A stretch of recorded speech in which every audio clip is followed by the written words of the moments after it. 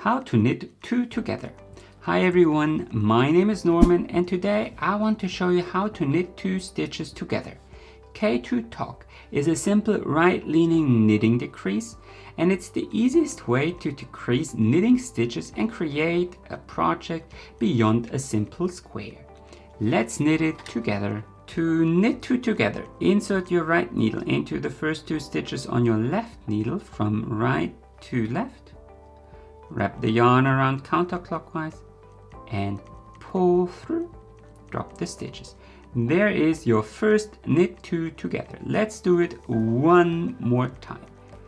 Insert from left to right, pull through and drop. One more time. Insert from left to right, wrap around counterclockwise, pull through and drop. Let's do it one more time in slow motion.